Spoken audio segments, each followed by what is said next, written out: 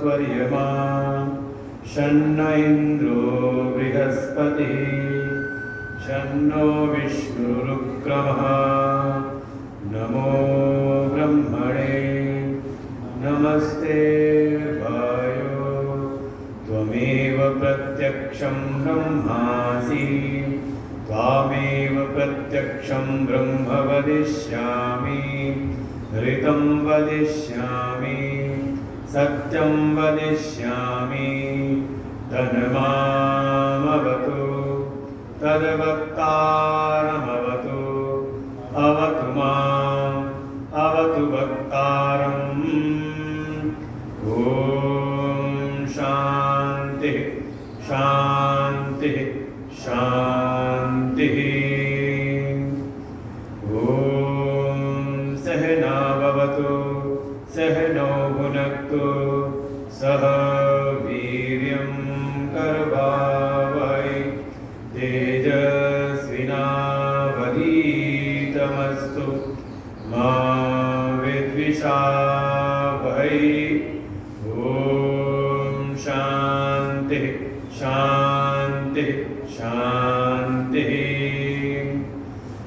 ॐ यश्छन्दसामऋषभो विश्वरूपः छन्दोभ्योद्धमिता सम्बभूव समेन्द्रो मेधया शृणोतु अमृतस्य देवधारणो भूयासं शरीरं मे विचर्षणं जिह्वा मे मधुमत्तमा कर्णाभ्यां भूरिविश्रुवं ब्रह्मणा कोशोऽसि मेधया पीतः श्रुतं मे गोपाय ॐ शान्तिः शान्तिः शान्तिः ॐ अहं वृक्षस्वरेरिव कीर्तिपृष्ठं गिरेरिव ऊर्ध्वपवित्रो वाजिनीव स्वमितमस्मि द्रविणपुंसवर्चसं सुमेधा अमृतोक्षितः इति शङ्कोर्वेदानुवचनम् ॐ शान्तिः शान्तिः शान्तिः ॐ पूर्णमदः पूर्णमिदं पूर्णात् पूर्णमुदच्यते पूर्णस्य पूर्णमादाय पूर्णमेवावशिष्यते ॐ शान्तिः शान्तिः शान्तिः ॐ आप्यायन्तु ममाङ्गानि वाक्प्राणचक्षुश्रोत्रमथो बलमिन्द्रियाणि च सर्वाणि सर्वं ब्रह्मोपनिषदं माहं ब्रह्म निराकुर्याम् मा ब्रह्म निराकरोत् अनिराकरणमस्तु निराकरणं मे अस्तु तदात्मनि निर्देय उपनिषत्सु धर्माः ते मयि सन्तु ते मयि सन्तु ॐ शान्तिः शान्तिः शान्तिः ॐ मां मे मनसि प्रतिष्ठिता मनो मे वाचि प्रतिष्ठितम् आविर्मयेदि वेदस्य मणिस्थ श्रुतं मे मा प्रहासीरनेनादीते नाहुरात्रान् सन्दधाम्यरितं वदिष्यामि सत्यं वदिष्यामि तन्मामवतु तद्वक्तारमवतु अवतु माम् अवतु वक्तारम् अवतु वक्तारम् ॐ शान्तिः शान्तिः शान्तिः ॐ भद्रं नो अपि वातय मनः ॐ शान्तिः शान्तिः शान्तिः ॐ भद्रं कर्णेभिः शृणुयामदेवा भद्रं पश्येमाक्षभिर्यत्राः स्थिरैरङ्गैः शस्तनूमे यशेम देवहितं यदायु स्वस्ति न इन्द्रो वृद्धश्रवाः स्वस्ति नः पूषा विश्ववेदाः स्वस्ति नस्तार्क्ष्यो अरिष्टनेमिः स्वस्ति नो बृहस्पतिर्दधातु। ॐ शान्तिः शान्तिः शान्तिः।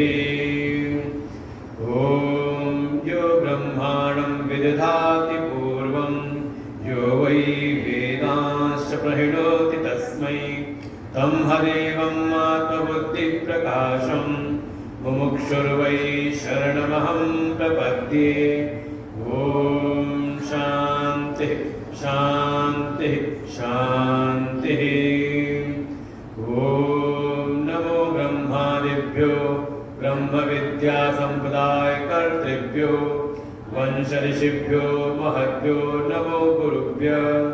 सर्वोप्लवरहितप्रज्ञानघन प्रत्यगर्तो ब्रह्मैवाहमस्मि ब्रह्मैवाहमस्मि।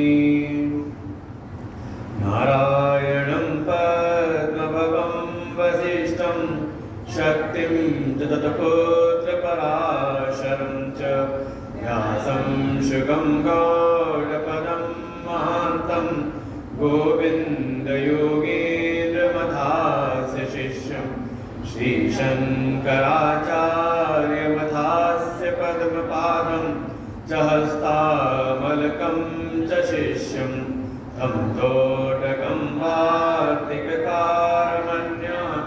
अस्मद्गुरुन् सन्ततमानतोऽस्मि। सर्ववेदान्तसिद्धान्त गोचरं तमगोचरं गोविन्दं परमानन्दं सद्गुरुं प्रणतोऽस्म्यहम्। भगवान श्री राधा कृष्ण जी के चरणों में कोटि नमन। भगवत पाद पूजपाद आद्य गुरु भगवान शंकराचार्य के चरणों में कोटि नमन। प्रातस्मरणीय परम श्रद्धेय परम वंदनीय श्री सद्गुरुदेव भगवान के चरणों में कोटि नमन। आप सभी समस्त आत्मस्वरूप भगवत भक्तों को हृदय से नमन वंदन। भगवान श्री राधा कृष्ण सद्गुरुदेव भगवान की अहेतु कृपा से ये जन्माष्टमी महोत्सव के उपलक्ष्य पर सायंकालीन श्रीमद् भागवत महापुराण कथा और प्रातःकालीन वेदांत स्वाध्याय के अंतर्गत विवेक चूड़ामणि ग्रंथ के द्वारा हम अपना स्वाध्याय आत्मचिंतन करेंगे। नाम ही है विवेक चूड़ामणि। ग्रंथ का नाम जो है आद्य गुरु भगवान शंकराचार्य जी के द्वारा रचित। भगवान की हेतु कृपा कि हमारे आश्रम में वो भी साक्षात विराजमान है, उनका सुंदर विग्रह हमारे आश्रम में स्थापित है। तो उनको नमन वंदन करते हुए उनका जो जीवन क्या कहा जाए, आदि गुरु भगवान शंकराचार्य जी की ही अहेतु कृपा है कि आज हम सब सनातनी बने बैठे हुए हैं और बैठ करके अपने शास्त्रों का हम चिंतन कर रहे हैं। नहीं तो एक समय ऐसा था हमारे इतिहास में कि हमारे भारतवर्ष में बौद्ध धर्म का बड़ा विस्तार हो रहा था चारों तरफ, क्योंकि जो धर्म राजा अंगीकार कर ले तो धीरे धीरे सारी प्रजा भी उसी को फिर अनुशीलन करने लगती है। तो सम्राट अशोक ने बौद्ध धर्म धारण किया और उसके बाद धीरे धीरे पूरे भारतवर्ष में ही बौद्ध धर्म का प्रचार प्रसार और हमारे सनातन वैदिक धर्म को एक प्रकार से किनारे किया गया। उस समय दो महापुरुष हुए, एक कुमारिल भट्ट और दूसरे हमारे आदि गुरु भगवान शंकराचार्य जी। वेद का जो दो विभाग है, एक कर्म कांड और दूसरा ज्ञान का कांड। तो जो कर्म कांड है, जो वैदिक कर्म कांड है, जिसका अध्ययन हमारे भट्टों लोग यहाँ पर कर रहे हैं, उसका पुनः स्थापना की कुमारिल भट्ट जी ने। चारों तरफ बौद्धों को शास्त्रार्थ विराजित करके इसके कर्म कांड जो मंत्र भाग है उसका उन्होंने विस्तार किया, प्रचार किया। और जो इसका उपनिषद भाग है, वेद का जो ज्ञान कांड है, उसका प्रचार किया, उसकी पुनः स्थापना की आद्य गुरु भगवान शंकराचार्य जी ने। सदाशिव समारंभां। भगवान शिव से जो परंपरा चल रही थी, बीच में व्यास जी, और फिर इसकी पुनर्स्थापना एक प्रकार से भगवान शंकराचार्य जी के द्वारा हुई। बौद्धों को शास्त्रार्थ करके पराजित करते हुए उन्होंने भारत भूमि का के चारों दिशाओं में भ्रमण करते हुए चारों दिशाओं में 4 मठ की स्थापना की, और चारों मठों की स्थापना करके भारत के चारों कोनों पर अपने द्वारा शिक्षित अध्ययन किए हुए आचार्यों को वहां नियुक्त किया, और चारों कोनों से पूरे भारतवर्ष में इस वैदिक ज्ञान को प्रचार प्रसार करने की व्यवस्था की। ऐसे आदि गुरु भगवान शंकराचार्य जी का देखा जाए जो कार्य है, मुख्य रूप से एक तो जो हमारा प्रस्थान त्रयी है, जो जीव के मोक्ष का हेतु है ज्ञान। कौन सा ज्ञान? का उपनिषद प्रतिपादित वेदांत का ज्ञान, ब्रह्म विद्या। अपने स्वस्वरूप में अवस्थान कराने की जो ब्रह्म विद्या है, उसके लिए 3 मुख्य शास्त्र माने गए, जिनको प्रस्थान त्रयी का नाम दिया। जिसमें जो श्रुति प्रस्थान है, हमारा वैदिक प्रस्थान है, उसका नाम है उपनिषद। दूसरा स्मृति प्रस्थान, जिसका नाम है श्रीमद् भगवद गीता। आप सब भली भांति परिचित हैं, कुछ गुरुदेव भगवान कई बार आपको उसका स्वाध्याय और श्रवण करा चुके हैं, तो उसकी इतनी महिमा है। दूसरा प्रस्थान है श्रीमद् भगवद गीता, और तीसरा युक्ति प्रस्थान, जहाँ पर हर प्रकार के तर्कों का समावेश करके वेदांत के ज्ञान को प्रतिस्थापित किया, उसका नाम है ब्रह्म सूत्र, सूत्रात्मक ग्रंथ है। तो उपनिषद, श्रीमद् भगवद गीता और ब्रह्म सूत्र, ये जो मुख्य 3 प्रस्थान हैं, जीव को उसके स्वरूप में अवस्थान कराने के लिए, स्वरूप का बोध कराने के लिए, उन तीनों प्रस्थानों पर आदि गुरु भगवान शंकराचार्य जी ने अपने भाष्य किए। बहुत ही अल्प समय में, उनकी कुल अवस्थाई जीवन की थी 32 वर्ष। 8 वर्ष तक तो सारे वेद वेदांगों का उन्होंने ज्ञान प्राप्त कर लिया। उसके बाद चले गए संन्यास्त होकर के अपने गुरु भगवत पाद गोविंद पाद जी की चरणों की शरण लेकर के वहाँ वेदांत का अध्ययन किया, और माना जाता है कि 8 से 16 वर्ष की अवस्था में ही उन्होंने ये सारा बृहद कार्य कर डाला। जो हमारे मुख्य 10 उपनिषद है, श्रीमद् भगवद गीता और ब्रह्म सूत्र, इनके ऊपर अपने भाष्य की रचना। कैसे भाष्य है, थोड़ी बहुत झलक आपको मिली हुई, जब गुरुदेव कभी स्वाध्याय कराते हैं तो उसमें मिली होगी। एक पंक्ति समझ पाना अत्यंत ही दुष्कर है। वो सब उन्होंने 16 वर्ष की अवस्था में ही, और ऐसा दिव्य कार्य करते हुए 16 वर्ष की अवस्था में ही उनकी भेंट हुई। कभी एक समय आए एक ब्राह्मण के वेश में स्वयं वेद व्यास जी, और माना था 17 दिन तक केवल एक सूत्र के ऊपर उनसे शास्त्रार्थ होता रहा, और उनकी प्रखर मेधा, उनकी प्रखर ज्ञान शक्ति को देख करके प्रभावित हुए व्यास जी, और उन्होंने उनकी भूरी भूरी प्रशंसा करते हुए उनको अपने तप बल से 16 वर्ष की आयु और दी, कि आप इस जो आपने ये भाष्य रचना की है, इस ज्ञान को आप पूरे समाज में विस्तार करिए। तो वास्तव में कोई अपने जीवन में अगर श्रेष्ठ कार्यों को अगर अपना लेता है, भगवत कार्य को अपना कर्तव्य मान करके कार्य करता है, तो भगवान का आशीष उसको प्राप्त होता है। वो एक सीमित व्यक्तित्व में न रह करके, बल्कि उसका व्यक्तित्व विशाल हो जाता है। जो भी भगवत कार्य में, इस वैदिक कार्य में लगते हैं, अगर प्रारब्धवशात उनकी आयु सामर्थ्य कम भी हो, तो उनकी सामर्थ्य बढ़ जाती है।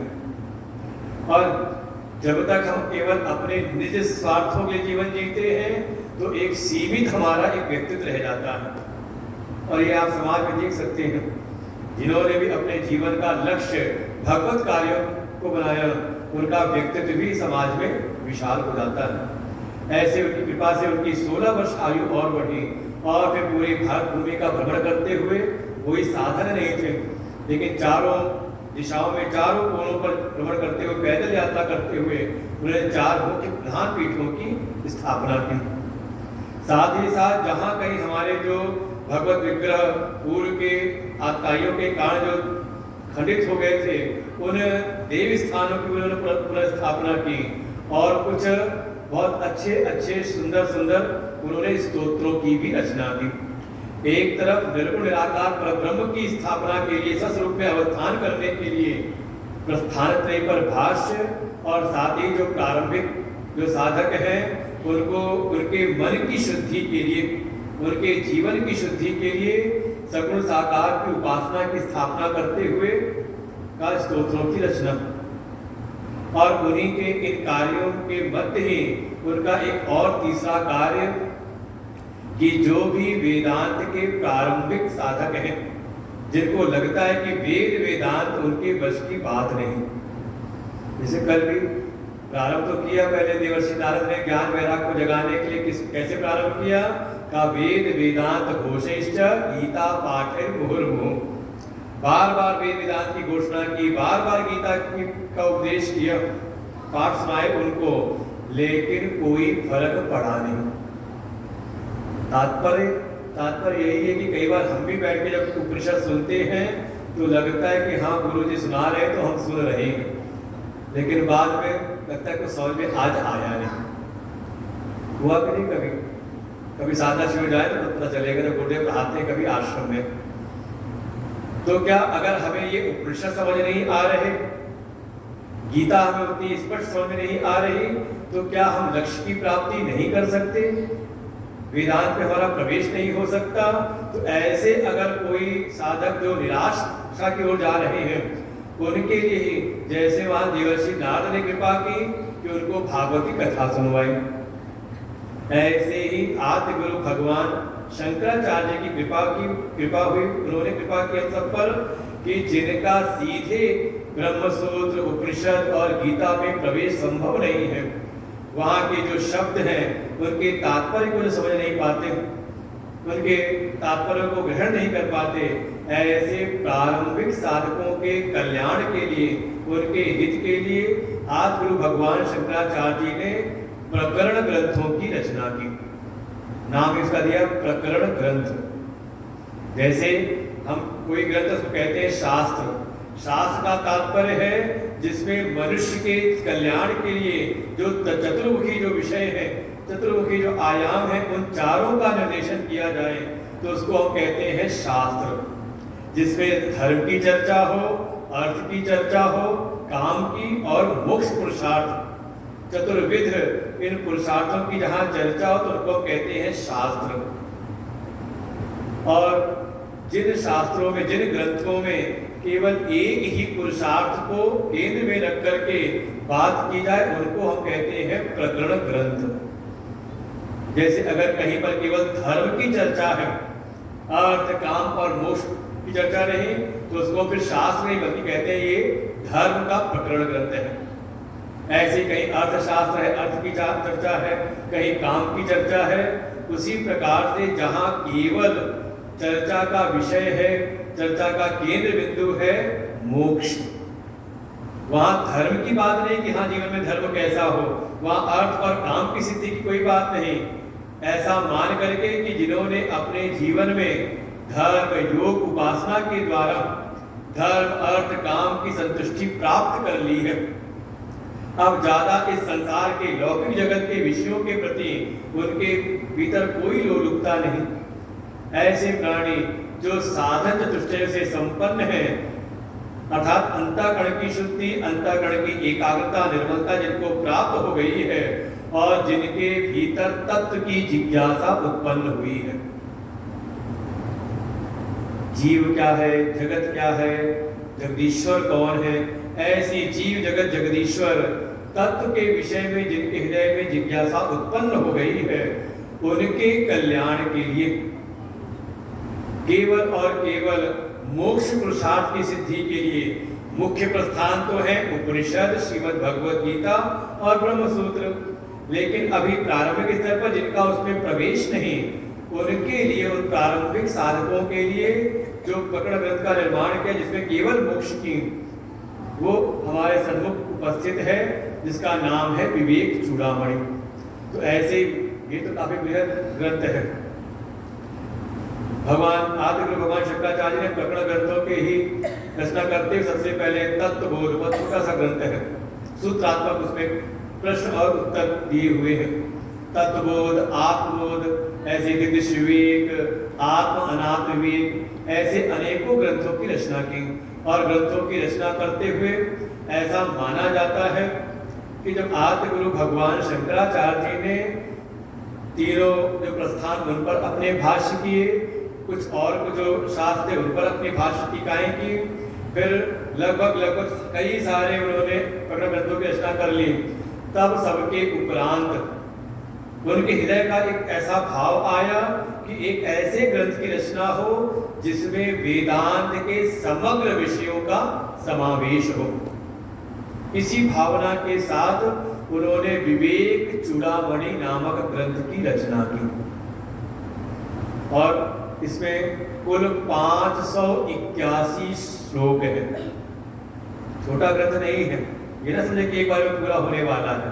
इसकी तो प्रारंभ कर दिया कि जब तक चलता रहेगा, जब होगा हर महीने आकर के 2 महीने पर आकर के समय समय पर, और गुरुदेव कृपा से हमारा दैनिक स्वाध्याय का सभागार भी तैयार हो गया है, तो वहाँ जब महीने 2 महीने में आकर के इसका हम चिंतन करते हुए वेदांत के जो समग्र जो विषय हैं उन सब का हम चिंतन स्वाध्याय करेंगे, जिसकी नींव रख दी है इस जन्माष्टमी महोत्सव पर। नाम ही है ग्रंथ का विवेक चूड़ामणि। बार बार हम सुनते हैं विवेक की महिमा के बारे में। बिनु सत्संग विवेक न होई, राम कृपा बिनु सुलभ न सोई। देखिए रामचरितमानस का आप सबको अच्छा आप सबको अभ्यास है। तो ये दोनों शब्द आते हैं, विवेक शब्द भी आता है रामचरितमानस में, और दूसरा शब्द क्या है, चूड़ामणि। ये है कि नहीं रामचरितमानस में, चूड़ामणि उतार तब दीनी। सीता जी ने, जानकी मां ने हनुमान जी को, जैसे हनुमान जी राम जी से एक पहचान लेकर के आए थे मुद्रिका, ऐसे जब वापस जाने लगे तो जानकी मां ने भी हनुमान जी को पहचान के रूप में चूड़ामणि उतार करके दी। क्या होता है चूड़ामणि?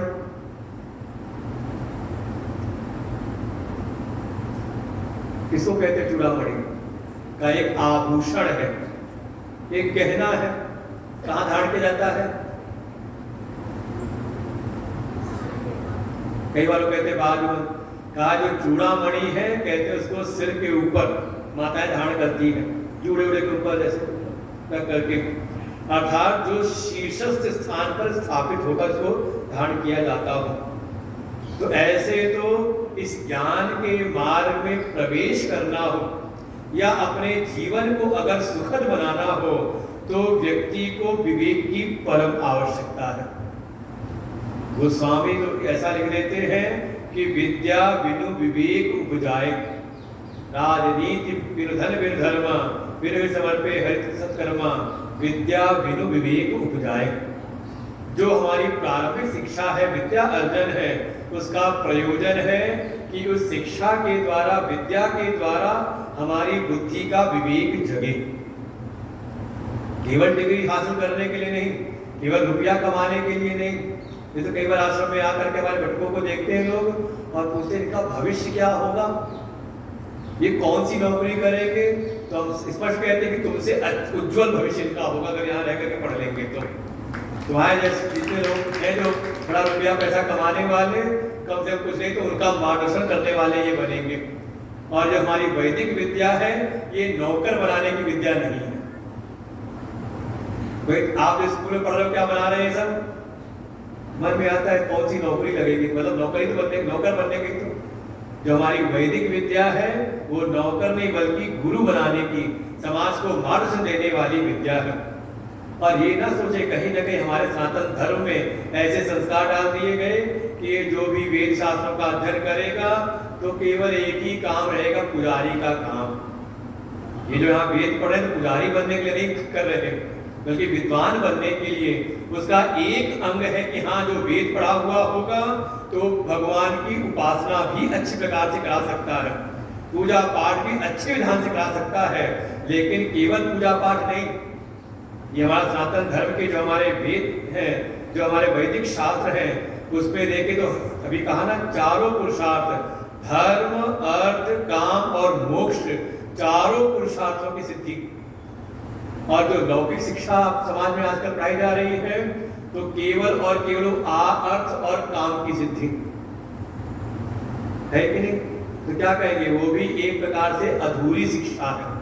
केवल कुछ प्रकरण का चिंतन वो करा रहे हैं, कैसे बस दुनिया में कैसे नौकरी करनी है, कैसे धन कमाना है और कैसे अपने जीवन को सुविधाओं से संपन्न करना है, इतना ही तो है।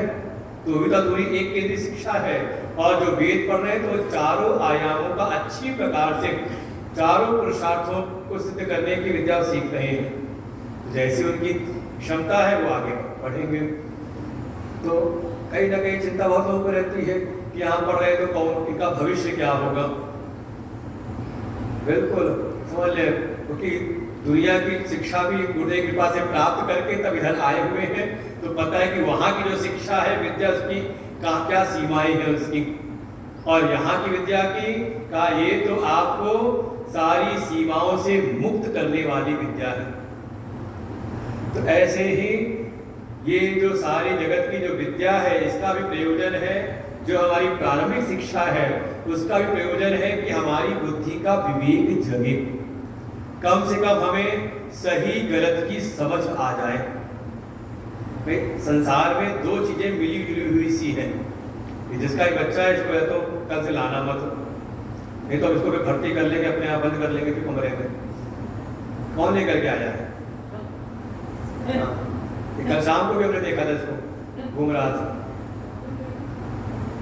चुपचाप बैठाओ इसको, साथ देके बैठो, और नहीं संभाला तो काम संभाले, फिर इसको भर्ती करें अपने आप। मुंडन उंडन करवाएं, चुट्टी वट्टी लगाएं, शिखा सूत्र लगाएं इसको। हाँ शांति से बैठे, पकड़ के बंद कर लेंगे। यहाँ इतने बच्चे पकड़ के रखे हैं हमने, ना डर लगे तो देख लो सामने। विवेक, अब जब यही है ना विवेक, कि अब हम सत्संग में गए हैं तो हमें कैसे वहां पर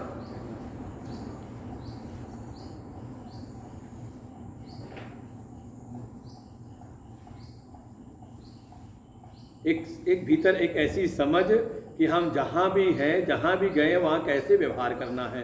सत्संग में आए हैं तो क्या करना है? अब यहाँ पर हम श्रोता हैं, श्रोता के रूप में है तो ठीक है, और यहाँ आके दुनियादारी करें तो कुछ और उधम मचाएं तो मतलब कह सकते हैं कि अभी शायद विवेक जगा हुआ नहीं है। या जो बच्चे को लेकर के आ गए, क्या कहेंगे? लगता है अभी उतना विवेक जगा हुआ नहीं कि बच्चे को कहाँ या लेके गए हैं तो कैसे बच्चे को बैठाना है, ये समझ भीतर आ जाए। ऐसे जीवन में व्यवहारिक स्तर पर देखें तो कुछ हर जगह पर विवेक की आवश्यकता है, और ये विवेक का जो उत्पत्ति का साधन है उसी को माना गया सत्संग।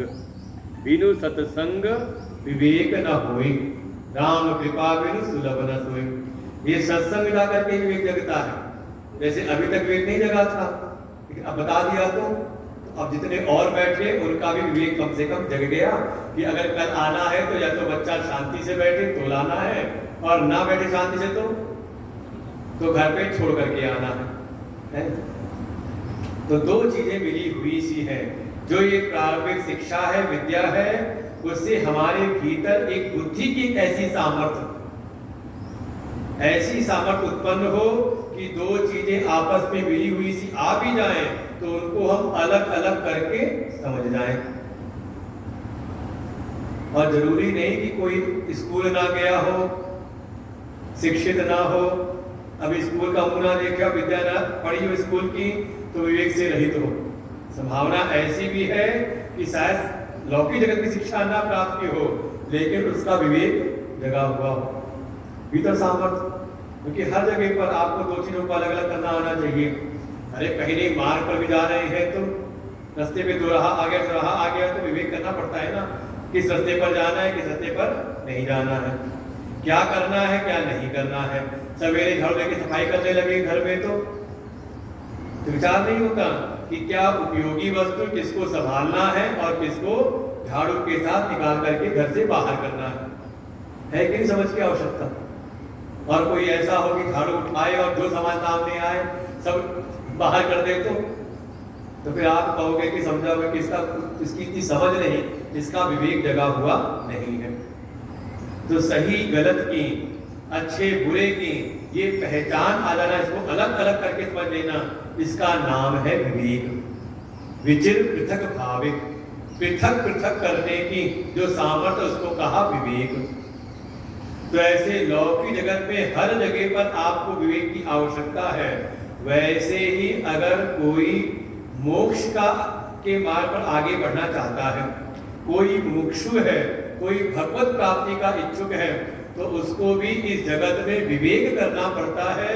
और वो विवेक भी कैसा का, दुनिया के लौकिक जगत के जितने भी विवेक हैं, उन सारे विवेकों का जो सिरमौर है, सबसे जो उच्चतम जो विवेक है, इसलिए नाम दिया विवेक चूड़ामणि। छोटे मोटे विवेक की आवश्यकता नहीं है, इसे जो ऐसा आभूषण जो सिर के ऊपर धारण किया जाए, सर्वोच्च सर्वोत्तम जो विवेक है, उसको धारण करना पड़ता है।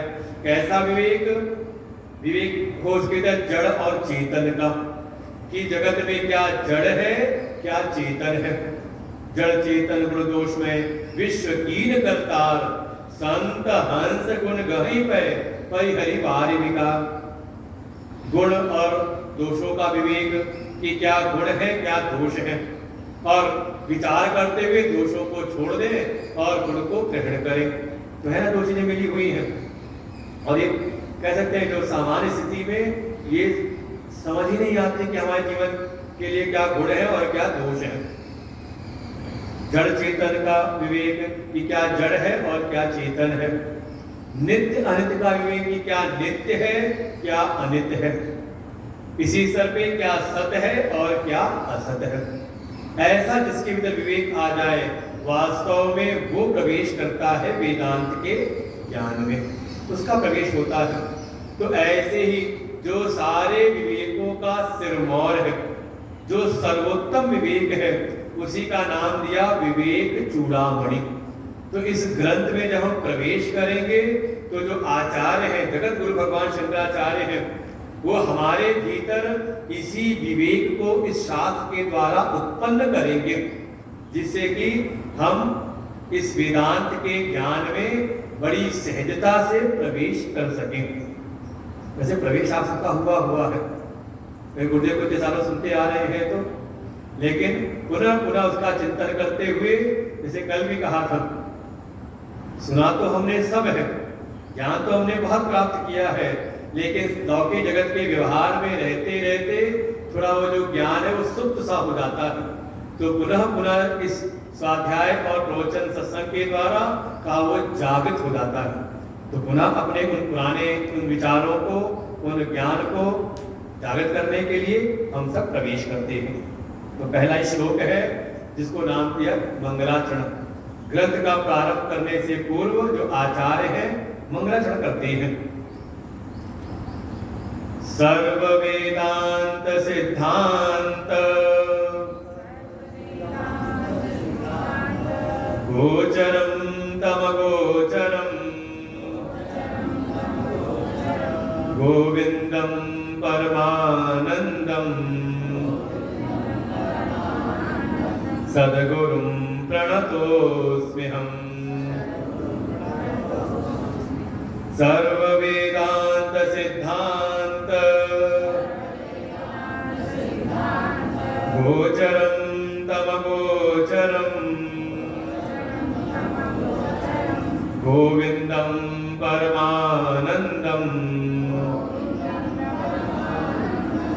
सद्गुरुं प्रणतोऽस्म्यहम्। शास्त्र का ग्रंथ का प्रारंभ होता है मंगलाचरण के द्वारा।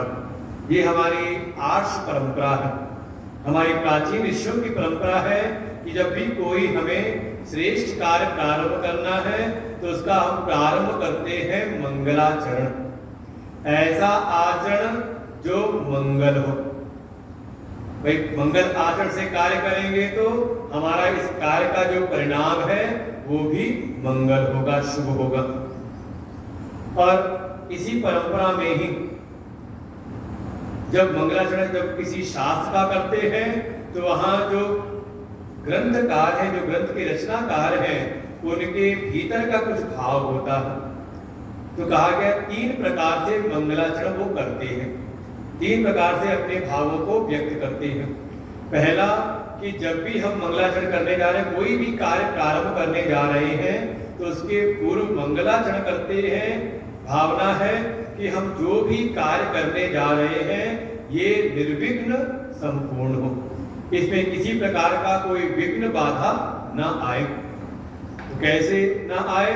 तो भाव है कि जो भी हमारे पूज्य हैं, जो भी हमारे आराध्य हैं, थोड़ा हम उनका स्मरण कर लें।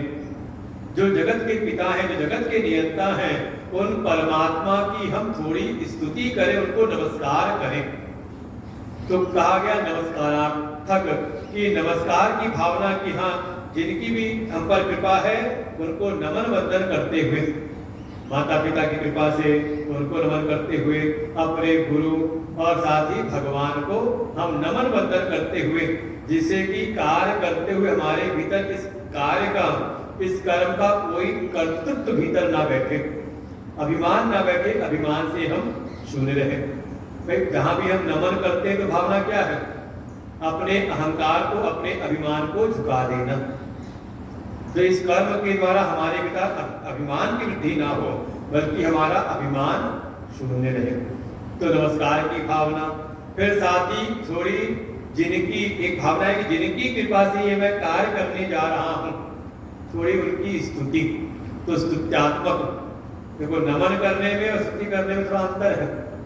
नमन में आप नमस्कार करते हैं, और जब स्तुति है तो स्तुति में हम सामने वाले के गुणों का कथन करते हैं, उनकी महिमा का वाचन करते हैं। कि भाई एक में है कि अपने को झुकाना, और दूसरे में क्या है कि दूसरे की महिमा को स्थापित करना, उनकी स्तुति नाम गुण कथनम का, गुणों का कथन करना, कि वास्तव में आपकी ही कृपा है जिससे मेरे भीतर ये सामर्थ्य आई कि मैं ये कार्य करने जा रहा हूं। और तीसरा भाव, जो ग्रंथकार होते हैं, ग्रंथ की रचनाकार करने वाले रचनाकार होते हैं, उनका ये भाव होता है कि मैं इस मंगलाचरण के द्वारा भगवान को नमस्कार स्तुति करते हुए, साथ ही साथ में इस ग्रंथ का जो विषय है उसका भी मैं यहाँ पर संकेत कर दूं, जिस चीज को यहाँ पर करना है। तो ये भाव के साथ में मंगलाचरण किया जाता है। तत्व निर्देशात्मक, वस्तु निर्देशात्मक, इसको कहा गया मंगलाचरण में ही, कि जिस वस्तु तत्व का हम निर्देश करने जा रहे हैं उसका भी संकेत इसमें मैं कर दूं, जिससे कि जो भी इसका जो अध्ययन करने वाला है इस मंगलाचरण से वो जान जाए कि हाँ इस ग्रंथ में किस विषय का प्रतिपादन किया जा रहा है। तो देखिए इसमें तीनों भाव यहाँ व्यक्त किए हैं। नमस्कार भी है, तो कहा प्रणतोस्म्यहम्, मैं आपको प्रणाम करता हूँ। स्तुति भी है, स्तुति कैसे? गुण की महिमा, कि आपकी कृपा से ही वास्तव में जो परम तत्व है उसका जो परम तत्व अगोचर है, जो इन इंद्रियों का विषय नहीं बन सकता, लेकिन जिस पर आपकी कृपा हो जाए तो उस अगोचर को भी वो गोचर कर सकता है। तो स्तुति भी करती, और साथ ही साथ वस्तु का निर्देश भी कर दिया कि इसमें किस विषय का प्रतिपादन है। कौन सा विषय है? तो प्रारंभ में क्या? सर्व वेदांत सिद्धांत, जो सभी वेदांत शास्त्र हैं, मूल हमारे हैं वेद, वेद का भी जो अंतिम निष्कर्ष है, अंतिम निचोड़, अंतिम निर्णय। जैसे कोई बहुत लंबा भाषण दे, और लंबा भाषण देने के बाद आखिर में कहे कि मैंने जो कुछ भी आपको कहा, जो कुछ भी आपको सुनाया, जो भी बातें मैंने की, उसका अंतिम निष्कर्ष ये है।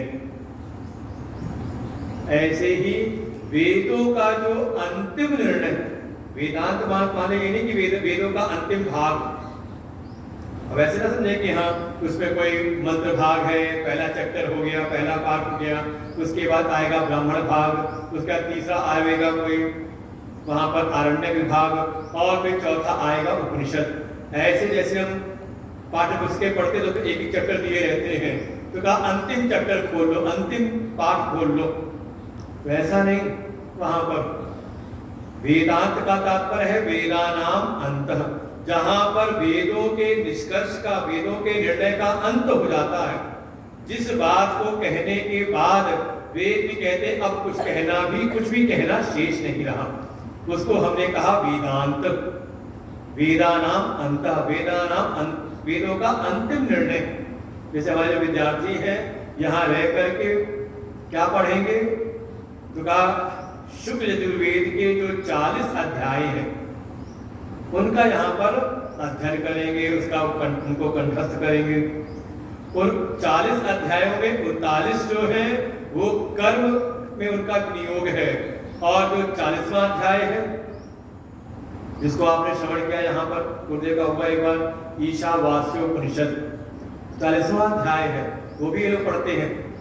हमारे आगे पढ़ करके आए हुए 40वां अध्याय में ईशावास्यमिदं सर्वम, कंठस्थ किया होगा उसको उन्होंने। तो 39 जो है मंत्र है अध्यायों का, उनका कर्म में विनियोग है, लेकिन 40वें का किसी कर्म में विनियोग नहीं, बल्कि उसमें तत्व का निरूपण, तो उसको नाम दे दिया उपनिषद। तो जहां कहीं भी ज्ञान परक जो मंत्र है, श्रुतियां हैं, उनको हम कहते हैं उपनिषद। जरूरी नहीं कि वो आखिरी में हो, तो मंत्र भाग में भी हो सकता है, आरण्य विभाग में हो सकता है, ब्राह्मण भाग में हो सकता है, और अंतिम जो है तो यही है वो। तो ऐसे ही जो सभी वेदांत शास्त्रों का जो सार है, सर्व वेदांत सिद्धांत, वही इस विवेक चूड़ामणि नामक ग्रंथ का भी विषय है। तो आचार्य मंगलाचरण करते हुए इस बात को स्पष्ट कह देते हैं, यहाँ पर नमन करते हैं। तो देखिए भगवान अपने जो इष्ट हैं, जो आराध्य हैं, उनमें और गुरु में बिल्कुल अभिदत्व है। तद तद जने भेदा भावाद, परमात्मा और परमात्मा के ही स्वरूप में जो स्थित जो सदगुरु है, दोनों में भेद नहीं है।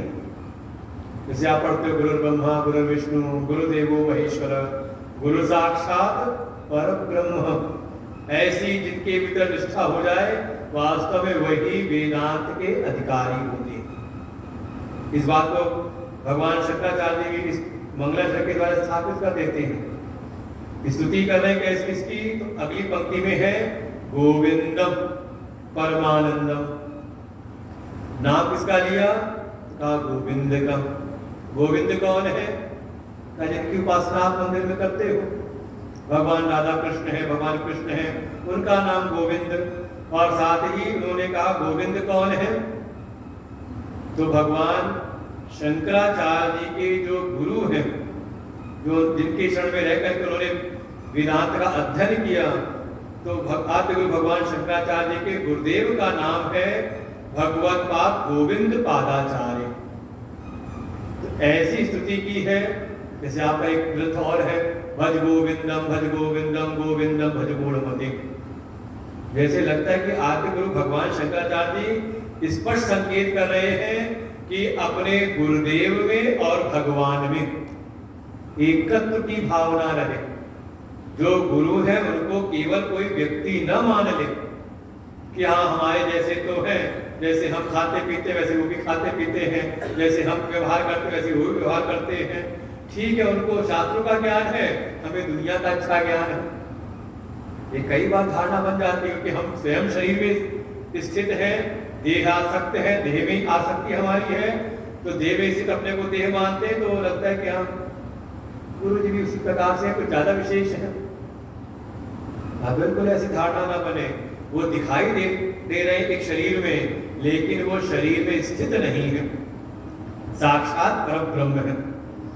और श्रुति भगवती भी इस बात को स्पष्ट कहती है, यस देवे पराभक्ति यथा देवै तथा गुरु, कि जैसी भक्ति जैसी भावना आपकी अपने इष्ट के प्रति है, अपने भगवान के प्रति है, जिसकी भी आप पूजा करें, जो भी आपके इष्ट हैं, चाहे राम हो, कृष्ण हो, शिव हो, माँ भगवती हो, भगवान गणेश, जो भी आपके इष्ट हैं, वैसी भक्ति जब आपकी गुरु के प्रति जैसी वैसी भावना बन जाए, जिस क्षण होती है, तो अपने आप ये वेदांत के जो रहस्य हैं आपके सामने प्रकाशित होने लगते हैं। समय लगता है ऐसा होने में, तुरंत नहीं होता। प्रारंभ में तो हम एक व्यक्ति मान के सेवा करते हैं, लेकिन जैसे जैसे हमारे भीतर ये धारणा दृढ़ होती है कि ये साक्षात परब्रह्म है। अभी किसी ने कहा है द्वार में कि क्या आपको भगवान के दर्शन हुए हैं? गुरु जी सामने विराजमान थे, सबने कहा नहीं, तो उन्होंने कहा फिर कभी नहीं हो सकते कि सामने आपके सदगुरु बैठे हो और आपका भगवान के दर्शन नहीं हुए, तो फिर कभी नहीं होने वाले, क्योंकि अभी आपके सामने जो बैठे उनको आपने केवल और केवल एक शरीर मान रखा, एक व्यक्ति मान रखा है। स्वयं आत्म गुरु भगवान शंकराचार्य संकेत करते हैं, गोविंद में और सदगुरु में किसी प्रकार का कोई भेद नहीं। साक्षात ब्रह्म स्वरूप, परमात्मा स्वरूप, परमात्मा की अभिन्न स्वरूप जो सदगुरु हैं, उनके चरणों में मैं प्रणाम करता हूं। प्रणतोस में हम, मैं उनके चरणों में प्रणत होता हूं। और एक बात तो शब्द है प्रणत हो जाना, प्रपन्न हो जाना। भक्ति के मार्ग में हमारा एक शब्द चलता है शरणागति, कि हाँ भगवान के शरणागत हैं। लेकिन वेदांत में एक शब्द आता है प्रपत्ति, प्रपन्न हो जाना। थोड़ा सा अंतर है। जब हम शरणागति की भावना रखते हैं तो वहां हमारे लिए सामने वाला जो है वो हमारे लिए आश्रय तो होता है, लेकिन वो हमारे लिए परम लक्ष्य नहीं होता। इस बात को उसको आश्रय के रूप में तो स्वीकार करते हैं, या कहते हैं कि वो हमारी रक्षा कर सकता है, रक्षा के उसको साधन तो हम मान सकते हैं, लेकिन उसको हम साध्य के रूप में स्वीकार नहीं करते। जैसे कोई राजा के शरणागत हो जाए, कोई अपने जो मालिक है, स्वामी है, उनके शरणागत हो जाए, लेकिन वो हमारे लिए परम गति नहीं होता, वो हमारे लिए साध्य कभी नहीं होता। तो ऐसी भावना अगर केवल शरणागति की भावना है तो वहां हमने उनको ठीक है हमारे जीवन के उद्धारक रक्षक के रूप में हमने स्वीकार तो किया, लेकिन उनमें वो भाव नहीं बना कि यही हमारी परम गति है। इस वेदांत के मार्ग में शब्द दिया प्रपत्ति, प्रपन्न हो जाना।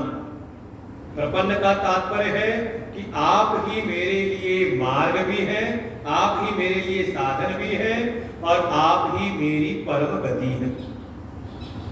शिष्यस्तेहं साधिमाम त्वाम प्रपन्नम, मैं प्रणत होकर के आया, प्रपन्न होकर के आपके चरणों में आया हुआ हूं। आप ही मुझको मार्ग बताइए, और साथ ही आप जिस स्थिति में आप स्वयं अवस्थित हैं, मुझे भी उसी अवस्था में आप मुझको अवस्थित कराइए। इस भावना के साथ प्रणाम करते हैं आदि गुरु भगवान शंकराचार्य जी, अपने इष्ट और अपने गुरु में अभेद भाव करते हुए, और इस पर अपने हृदय की भावना व्यक्त करते हैं कि आपकी कृपा से जिस पर वास्तव में परमात्मा स्वरूप सद्गुरु की कृपा हो जाए, वास्तव में उसके भीतर वो सामर्थ्य आती है कि इस जगत में जो अगोचर है, तुम हो एक अगोचर सबके प्राण प्रति। आप आरती गाते हो, और आरती किसकी कर रहे हैं? जो सामने दिखाई दे रहा है। भाई जो व्यक्त रूप में मूर्ति विग्रह दिखाई दे रहा है, उसकी आरती उतारते हुए हम प्रार्थना क्या करते हैं कि हे प्रभु आप अगोचर हो। कहने का क्या मतलब हुआ? तो तात्पर्य ये है कि भले आप इस विग्रह में दिखाई दे रहे हो, लेकिन आप केवल विग्रह मात्र नहीं, बल्कि आपकी सत्ता तो कण-कण में व्याप्त है, जिसको हम अपनी इंद्रियों के द्वारा नहीं जान सकते, नहीं देख सकते। आप वो अगोचर तत्व हो, उनको ही अपनी सेवा निवेदित करने के लिए हम उनका एक प्रतीक तैयार कर लेते हैं, और फिर उसकी उपासना करते हैं। और उपासना करते हुए भाव क्या है कि हम आपके उस व्यापक परम व्यापक तत्व को भी हम जान लें। तो कैसे जानेंगे? तो कहा जब ऐसी भक्ति, ऐसी श्रद्धा सद्गुरु चरणों में हो जाए कि ये सद्गुरु ही साक्षात परम ब्रह्म है, तब उसके अंदर सामर्थ्य आती है कि वो सारे वेदांत शास्त्रों का जो प्रतिपाद्य परम ब्रह्म है, जो इंद्रियों के द्वारा नहीं जाना जा सकता, जिसको मन और बुद्धि के द्वारा नहीं जाना जा सकता, ऐसा अगोचर तत्व उस प्राणी के लिए गोचर हो जाता है। वो साधक, वो शिष्य, वो भक्त उन अगोचर परमात्मा का भी अनुभव कर लेता है। उसको फिर कण कण में अपने हृदय के भीतर उन अगोचर तत्व की अनुभूति हो जाती है, उसको उसका साक्षात्कार हो जाता है। लेकिन कब का? जब ऐसी गुरु चरणों में प्रपत्ति हो, शरणागति हो। कि साक्षात जो हमें सद्गुरु प्राप्त हुए हैं, कोई वो सामान्य नहीं, उनके वचनों पर दृढ़ विश्वास। कल भी आया था समापन पर कि कथा में इस ज्ञान में किसकी निश्चल मति होगी। इसलिए कहते हैं ठीक है, हम श्रोता हैं, हम सत्संगी हैं, सत्संग आए हैं, लेकिन जीवन पर्यंत श्रोता ही न बने रहे, जीवन पर्यंत सत्संगी न बने रहे। क्योंकि सत्संगी के भीतर एक चॉइस होती है, विकल्प लेके चलता है। सुन तो रहे हैं, मन होगा तो धारण करेंगे और ना मन हुआ तो है कि वो निश्चय नहीं होता। और जो भक्त हो गया, जो शिष्य हो गया का, उसके लिए फिर कोई विकल्प नहीं। जैसा गुरुदेव ने उपदेश किया है, उनका उपदेश ही हमारे लिए आदेश हो जाए, उसको अपने जीवन में हम धारण कर लें। गुरु वचनों पर दृढ़ विश्वास, समझे? बिल्कुल वहां अपनी बुद्धि नहीं, अपनी बुद्धि को किनारे करके, अपनी बुद्धि को अगर प्रयोग भी करना है तो जो गुरु ने उपदेश किया, जो गुरु वचन है, उसको हम कैसे जीवन में धारण करें, कैसे उसको हम साधना में लेकर के आए, इसके लिए बुद्धि की आवश्यकता है। गुरु वचनों में कुतर्क ना करें, तर्क वितर्क ना करें। उन्होंने ऐसा क्यों कहा, इसका क्या मतलब है, समझे? अगर ऐसा है उनमें तर्क वितर्क हो रहा है तो अभी हम सत्संगी हैं। अपनी चॉइस है कि हाँ, जो 10 बातें हमने सुनी, लगा ये हमारे काम की है तो हमने स्वीकार किया और बाकी को छोड़ दिया। लेकिन जो शिष्य है, जो आगे बढ़ने वाला साधक है, भक्त है, का वो कोई विकल्प नहीं रखता। एक निष्ठ हो जाता है कि जो गुरुजी ने कह दिया वही मेरे लिए कर्तव्य है, उनका उपदेश ही मेरे लिए आज्ञा है, आदेश के रूप में है।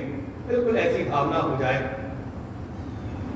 मुश्किल है, लेकिन जब ऐसी स्थिति में आ जाए तो उसके लिए फिर ये जो परम तत्व है उसके लिए बहुत फिर दुर्लभ नहीं रहता। विश्वासो गुरु वाक्येषु, गुरु वचनों पर अपनी बुद्धि नहीं, अपनी अनुभूति नहीं। जैसे कई बार अपना अनुभव भी लगाते हैं, हमारा भी अपना अनुभव है, हमारा तो अपना अनुभव है कि देह सत्य है कि नहीं? जगत अच्छा बढ़िया दिखाई दे रहा, सुख दिखाई दे रहा है, लेकिन वास्तव में है ऐसा? ये ना माने अपनी अनुभूति, हम जब अनुभव कर लेंगे तब मानेंगे। करना हो कभी पहुंचने वाले ना होने वाला। अनुभूति, अपनी अनुभूति को विश्वास किया तो फिर गुरु की सिद्धि कहाँ हुई? क्योंकि अपने अनुभव जो आप मन में आता है कि जब हम अपने अनुभव कर लेंगे तो मानेंगे, तो अनुभव तो हो रहा है कि शरीर सत्य है, शरीर ही मैं हूं, तो सत्य है ये। इसलिए ज्यादा तर्क में, ज्यादा अपनी अनुभूति पर नहीं, जैसा गुरु ने कहा, जैसा सद्गुरु शास्त्र वचनों के द्वारा उपदेश कर रहे हैं, उस पर जिसका दृढ़ विश्वास हो जाए। स्वस्मिन् दृढ़ भावना, अपने भीतर दीनता का भाव, अर्पकता का भाव, और साथ ही साधना करते समय अपने मन के दोषों पर विजय। भाई हमारी जो भी प्रारंभिक साधना इसीलिए है कि हम थोड़ा अपने जीवन में नियम संयम को स्थापित करें। काम, क्रोध, लोभ, मोह, मद, मात्सर्य, बिल्कुल ये विकार उत्पन्न होते हैं, भीतर वृत्तियां उठती हैं, लेकिन इनको हम संयमित करते रहें। इन पर हम विजय प्राप्त करते हुए, इनको थोड़ा संयमित करते हुए हम जब गुरु वचनों को धारण करते हैं तो इस ज्ञान में हमारी निश्चल मति होती है। तो इस भाव के साथ सद्गुरु को स्मरण करते हुए, अपने आराध्य इष्ट का स्मरण करते हुए, जो ग्रंथकार हैं आदि गुरु भगवान शंकराचार्य जी, इस ग्रंथ में प्रवेश कराते हैं। और प्रवेश कराते ही सबसे पहले आपको सचेत करते हैं कि अगर आप इस वेदांत के मार्ग में आए हुए हो, थोड़ा बहुत भी आपके भीतर विवेक जागृत हुआ है, नित्य का, अनित्य का, सत्य का, असत्य का, जड़ का, चेतन का, थोड़ा बहुत भी आपको अगर इन अनित पदार्थों से, जड़ पदार्थों से, असत पदार्थों से भीतर थोड़ी भी विरक्ति है, थोड़े बहुत भी मन पर आपका संयमन है, थोड़ी इस ज्ञान में, इस वैदिक मार्ग में अगर आपकी रुचि है, तो समझे ये आपको आसानी से नहीं मिली है। इसके पीछे आपकी जन्म जन्मांतर की साधना लगी हुई है। जो कितने लोग यहाँ पर आकर के बैठे सुन रहे हैं, आप सब, हम सब इस मार्ग में लगे हुए हैं, तो ये अकारण नहीं है, ये अचानक नहीं, बल्कि कई जन्मों की आपकी जो साधना है वो इसमें कार्य कर रही, तब आप आज यहाँ पर विराजमान हैं। ये अत्यंत ही दुर्लभ है जो जिस स्थिति में आप आज बैठे हुए हो, यहाँ सुन रहे हो, आश्रम बैठे वेदांत शास्त्र का अध्ययन कर रहे हैं, तो ये अत्यंत ही दुर्लभ है। इसलिए अगर ऐसे अवसर प्राप्त हो रहे तो इसको हम जीवन में महत्व दें, बुझे बुझे मन से ना करें, उकताए हुए मन के द्वारा इन साधनों को न करें, बल्कि पूरी महत्व बुद्धि के साथ में कि आज हम हैं तो इसमें हमारे जन्म जन्मांतर की साधना, जन्म जन्मांतर के पुण्य इसके पीछे लगे हुए हैं। ये हमारी जन्म जन्मांतर की कमाई है, इसको हम व्यर्थ ना खर्च करें। जैसे मेहनत करके आप कुछ पूंजी इकट्ठी कर लो तो खैरात नहीं लुटाते आप, वो बड़े बुद्धि विवेक के साथ में अपनी कमाई को आप खर्च करते हो। तो ऐसे ही ये जो जीवन का परम लक्ष्य है ब्रह्मनिष्ठा, इसका क्या महत्व है, इसकी क्या दुर्लभता है, आगे अब इसको बताते हैं। दूसरा श्लोक है, जंतूनां नरजन्म दुर्लभमतः, जंतूनां नरजन्म दुर्लभमतः, पुंस्त्वं ततो विप्रता, पुंस्त्वं ततो विप्रता, तस्माद् वैदिक धर्म मार्ग परता, तस्माद् वैदिक मार्ग तत्मार्ग परता, विद्वत् तस्मात् परम्, विद्वत्तस्मात् परम्, आत्मानात्मविवेचनं स्वानुभवो, ब्रह्मात्मना संस्थिति, मुक्तिर्नो शतकोटिजन्म सुकृतैः, पुण्ये विना लभ्यते, मुक्तिर्नो शतकोटिजन्म सुकृतैः, पुण्ये विना लभ्यते। अब इसके बाद भगवान आदिगुरु भगवान शंकराचार्य प्रारंभ करते हैं ग्रंथ का, और पहले ही थोड़ा आपको सचेत करते हैं कि अगर आपको मनुष्य का जन्म मिला हुआ है तो आप इसकी दुर्लभता को जानें कि अत्यंत ही ये मनुष्य का जन्म अत्यंत ही दुर्लभ है। और सभी शास्त्र बात को कहते हैं कि अगर मनुष्य का जीवन आपको प्राप्त हुआ है तो ये अत्यंत ही दुर्लभ है। कैसी इसकी दुर्लभता है? तो कहा जंतु नाम नर जन्म दुर्लभ, अतः कि सभी जंतुओं में, सभी जीवों में, जिनमें भी जीवन है, आप कल्पना करें, यहाँ आप इतने सारे लोग बैठे हुए हो, आपकी गिनती हो सकती है ना। अभी किसी बच्चे को खड़ा कर दें तो अभी 2 मिनट में आपकी गिनती करके बता देगा कितने लोग, कितने मनुष्य यहाँ पर बैठे, कितने नर जाति के लोग बैठे हुए हैं। हम नर का मतलब स्त्री और पुरुष अलग अलग नहीं, बल्कि मनुष्य जाति कितने लोग यहाँ बैठे हुए हैं। अच्छा, उसी से यहाँ कहते हैं कि यहाँ कितने जीव बैठे हुए हैं, गिनती करो, कितनी छिपकलियां हैं, कितने मच्छर हैं, कितनी मक्खियां हैं। ये तो हम नाम ले रहे हैं जिनको हम जानते हैं। इसके अतिरिक्त भी यहाँ कितने कीड़े मकोड़े यहाँ पर होंगे, कुछ रेंगने वाले, कुछ उड़ने वाले, हो सकता है डॉक्टर साहब ज्यादा अच्छा बता सकते हैं। कि आपके भीतर जो खून है उस खून को सामने रख दें तो कई बार आप नाखूनों को बच्चे साफ नहीं करते, समझ रहे ना, आप अपने नाखून काल किसी मैल निकाल करके दे दो इनको और जब अपने पर्सनली में लगा के देखे माइक्रोस्कोप में दिखाई देता उसमें आपको लगता है थोड़ी सी मिट्टी तो भरी पड़ी है, काला काला दिखाई दे रहा है, लेकिन जब उसको सामने रख के जब देखते हैं माइक्रोस्कोप में देखते हैं तो दिखाई देता है उसमें उतनी सी गंदगी में ही आपको लगता है सैकड़ों जीव उसमें हिलते हुए दिखाई देने लगते हैं। तो कोई गिनती नहीं है जीवों की, जंतुओं की 84 लाख योनियों की कल्पना कर रखी है। और ये नहीं कितने जितने आपको भूमि पे दिखाई दे रहे हैं, कहते इससे कई 100 गुना जल के भीतर रहने वाले हैं। 4 दिन बारिश का पानी कहीं इकट्ठा हो जाए तो उसमें अनेकों जीव उत्पन्न हो जाते हैं। कोई कल्पना है? कमरे में आप अकेले होते हो लेकिन बच्चे कितने होते हैं, मारते मारते थक जाते हो रात भर। तो ऐसे जितने भी जीव जंतु जिनमें भी जीवन है उन जीवों में नर जन्म मनुष्य कितने हैं, तो आप पूरे विश्व की जनसंख्या गिन सकते हो कि कितने हैं। आप कह दो 7 अरब है, नहीं तो 8 अरब बढ़ गई होगी, तो 7-8 अरब मानी जाती है पूरे विश्व की जनसंख्या। लेकिन अन्य जीवों की गिनती कितने होंगे, जाने कितने, कोई उसकी गणना नहीं कर सकता। तो पहले ही कह रहे हैं कि आपको अगर ये मनुष्य का जन्म मिला है तो समझे कितना दुर्लभ जीवन आपको प्राप्त हुआ है।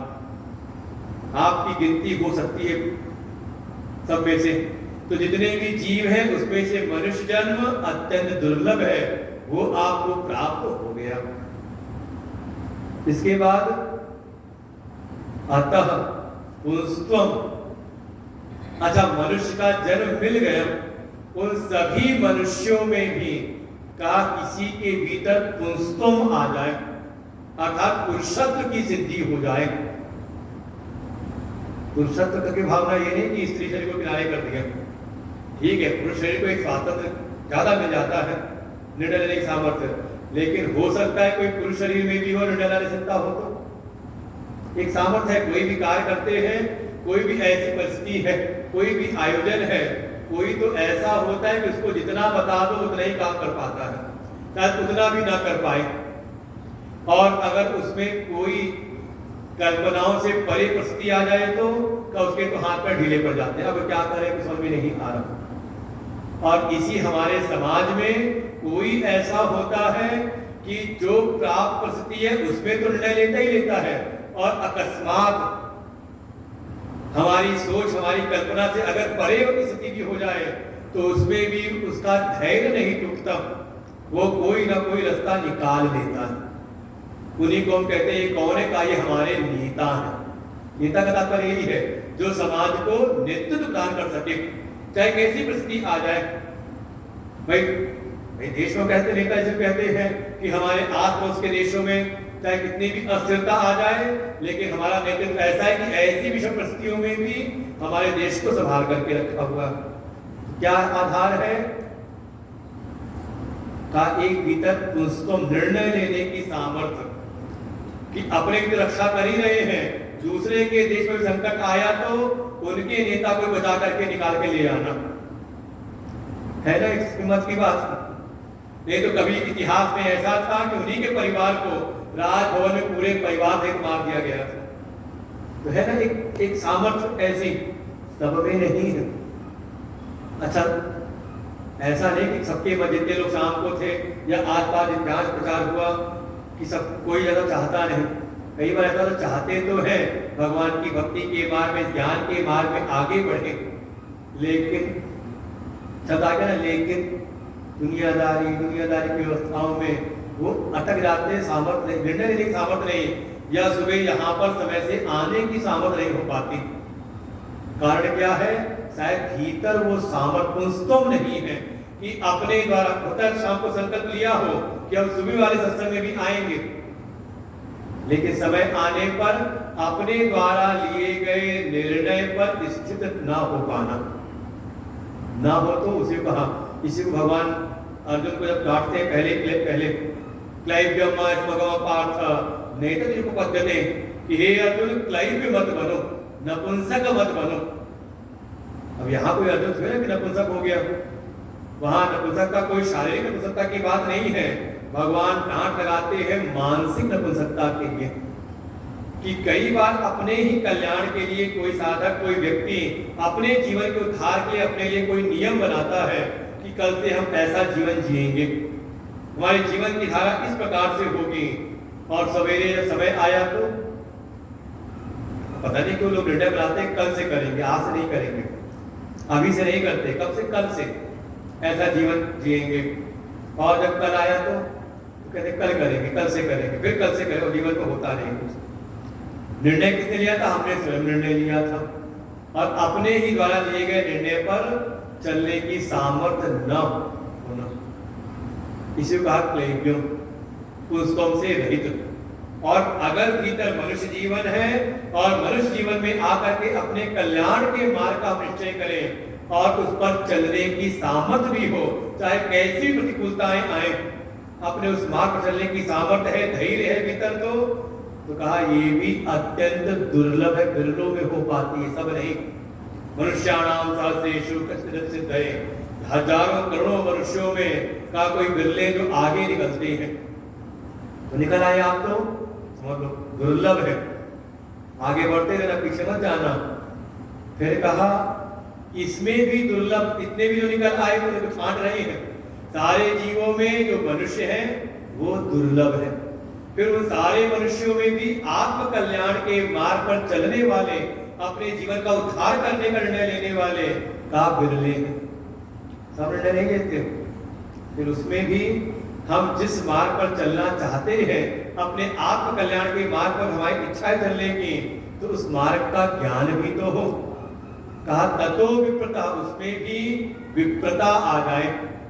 जैसे विप्र कहते हैं वेद पाठो भवेत् विप्र, जो वेद का अध्ययन करना प्रारंभ कर, जन्म से कोई नहीं, कहा जन्म के समय सबके सब होते हैं शूद्रवती, जब उनका संस्कार होता है तो उनका कहा दूसरा जन्म होता है तो कहते हैं द्विज, और वही जब वेद का अध्ययन करना प्रारंभ करते हैं, वेद पाठ पढ़ते हैं, तो उनको संज्ञा देते हैं विप्र।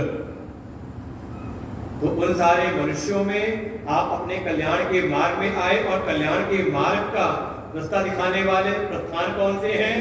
का पहला ही है वैदिक प्रस्थान, वेद ही रास्ता दिखाते हैं। हमारे अन्य वैदिक शास्त्र, अगर उसमें उसका भी आपको थोड़ा ज्ञान है तो समझे ये दुर्लभ है, सब में नहीं है। इतने तो ऐसे होंगे आपके आस पड़ोस, आपके संबंधों में, जिन्होंने शायद उपनिषद का नाम ही ना सुना हो। गीता क्या है जानते हैं, वैसा पता है कि हाँ कचहरी में क्या प्रतिक्रिया दिलाई जाती है, बाकी गीता जी में क्या है तो कुछ पता ही नहीं गीता जी के बारे में। अपने शास्त्रों का उथला पुथला ज्ञान जो दुनिया में ऐसे होता है नहीं जानते, तो उसमें विप्रता है, तो कहा ये दुर्लभ है, आप बहुतों से अलग हो। उसके बाद तस्मात् वैदिक धर्म मार्ग परतम, अच्छा वेद का शास्त्रों का ज्ञान तो बहुतों को है, लेकिन उस पर चलने की सामर्थ्य, कि जैसा हमने वेद में अपने वैदिक शास्त्रों में अपने जीवन के साधन सुने, जिसका हमने ज्ञान प्राप्त किया, उस पर चलने वाले, उस मार्ग का पारायण करने वाले, वैदिक मार्ग का, कि हमारे जीवन में जो भी क्रियाएं होंगी वेद अनुसार होंगी। इसी बात गुरुदेव ने सुनाया था यहाँ पर साधा पंचकम, उसका प्रारंभ ही था, वेदो नित्यम धीयताम तद उदितम कर्म सनुष्ठीयताम, कि पहले तो वेदों का नित्य हम स्वाध्याय करें, अध्ययन करें, और वेद में जो हम अध्ययन करें, जिस मार्ग का हम अध्ययन कर रहे हैं, उससे उत्पन्न जो कर्म, अर्थात जो जैसा वेद बताते हैं उसके अनुरूप हम अपने जीवन में कर्म करें। का सब नहीं कर सकते, का जितने अभी पीछे थे ना उसमें से भी छटनी हो जाती है। ये समझ लो वैसे ही है, जैसे पहले प्री दिया आपने, फिर मेज दिया, उसके बाद फिर इंटरव्यू होता है, फिर फिजिकल, ऐसे होता है आगे क्रम में, वैसे छटनी होती जा रही है। सभी जीवों में मनुष्य जन दुर्लभ, उन मनुष्यों में भी का जिनमें इस मार्ग चलने की धैर्य हो, जिसमें का वो दुर्लभ, उसमें भी आगे बढ़ने वालों में विद्वता विप्रता आ जाए का वो दुर्लभ, और जो वेदों का शास्त्रों का अध्ययन किया उसको जीवन में धारण करने वाले का दुर्लभ।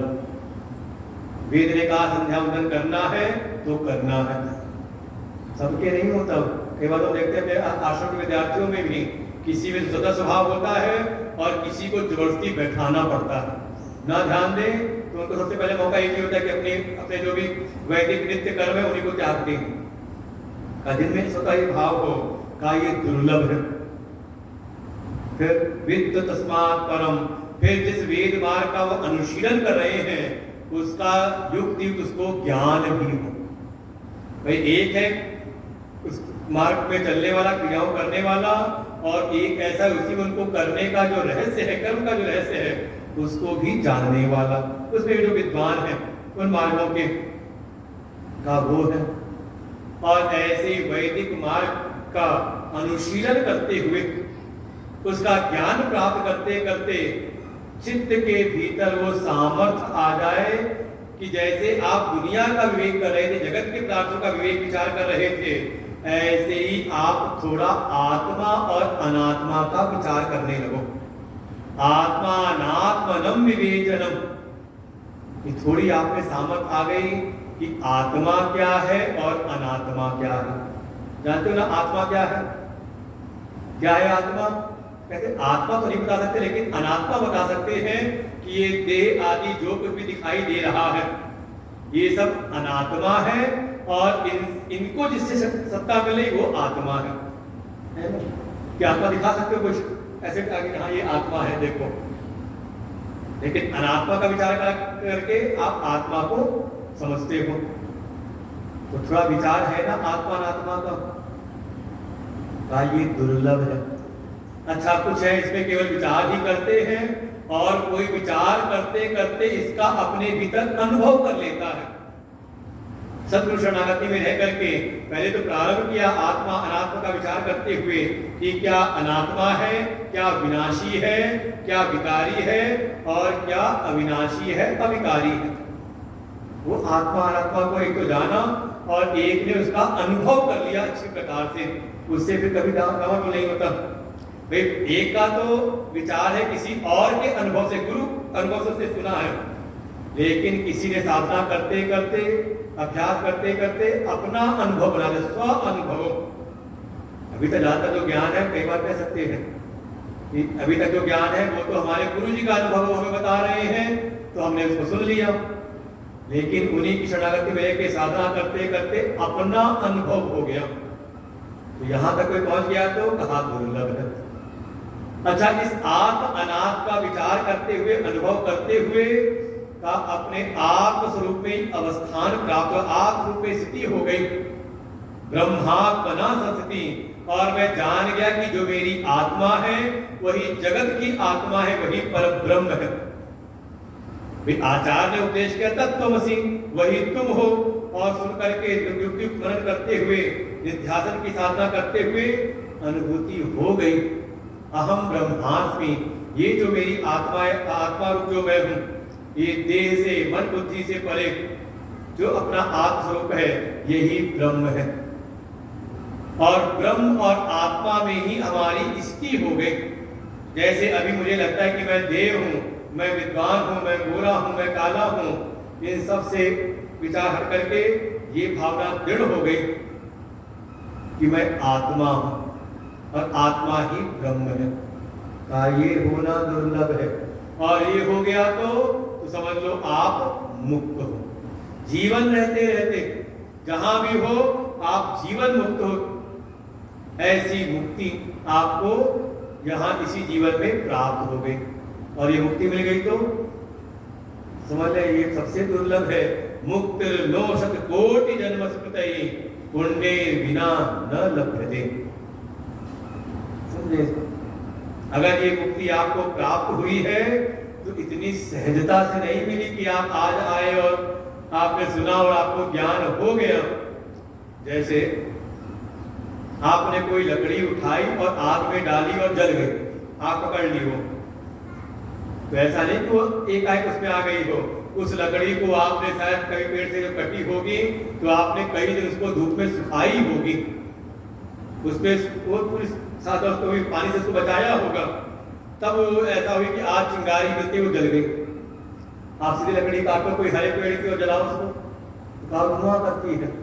ऐसे अगर आज आपको ये सब भीतर ये है मनुष्य जन्म की प्राप्ति, उसमें भी आपके भीतर धैर्य की भावना, अपने मार्ग पर जो निश्चय किया, अपने निर्णय पर अटक रहने की सामर्थ्य, उसमें भी थोड़ा वेद का ज्ञान, उसके बाद वेद के प्राप्त किए ज्ञान में चलने की सामर्थ्य, उसको जीवन में अगर आप धारण कर रहे हो, उससे भी आगे बढ़ करके आपको वेदों के रहस्यों का भी ज्ञान, और उसमें भी आगे बढ़ करके वेदों का जो अंतिम निचोड़ है आत्म अनात्म का विवेक विचार, उसके उपरांत अगर आपका अपना अनुभव हो गया और अपने अनुभव के रूप में आपको अनुभूति हो गई कि मैं ही ब्रह्म हूं, आत्मा ही ब्रह्म है, ऐसी अनुभूति हो गई तो आप मुक्त हो। और ऐसी जो आपको मुक्ति मिली है तो ये अकारण नहीं है, ये इतनी सहज नहीं है, अचानक आपको नहीं मिली है, बल्कि करोड़ों जन्म, 7 कोटि, करोड़ भी नहीं कहा, 100 करोड़ जन्मों में कृतई पुण्य, किए हुए पुण्यों के बिना ये आपको नहीं मिल रही। तो इस क्रम में जिस भी स्तर पे आप हो, समझ लो आपके करोड़ों जन्मों की आपको ये साधना का परिणाम रूप आप आज इस स्थिति में हैं, इसलिए निरंतर आगे बढ़ते रहें। आपके जीवन में अगर ये सब चीजें हैं, ये जो बताया, अगर किसी भी स्थिति पर आप हो, एक सीढ़ी दिखाई है नीचे से लेकर के ऊपर तक मुक्ति तक, अगर इसमें किसी भी सीढ़ी पर आप पहुंचे हुए हो, हम नहीं कह रहे कि मुक्त हो गए, मुक्त हो गए तो यहाँ आते ही क्यों, अपनी मुक्ति के आनंद में रहते, जीवन मुक्ति के आनंद में, लेकिन ऐसा नहीं कि बिल्कुल है ही नहीं। कम से कम मनुष्यों में आप सारे जीवों में आपको मनुष्य का जीवन मिला हुआ है, फिर ये थोड़ा बहुत आपको सत्संग के द्वारा विवेक जगा हुआ है, तो कह सकते काफी आगे आप कम से कम 4वीं 5वीं सीढ़ियों में तो कदम पहुंच ही चुके हो। तो धीरे धीरे हम ऊपर आगे बढ़ते रहे, क्योंकि ये जो भी मिल रहा है ये अत्यंत ही दुर्लभ है। और आगे इसी में बड़ा प्रसिद्ध इसका श्लोक है कि 3 चीजें अत्यंत दुर्लभ है। तो आज पाठ करते हैं, कल इसको चिंतन करेंगे।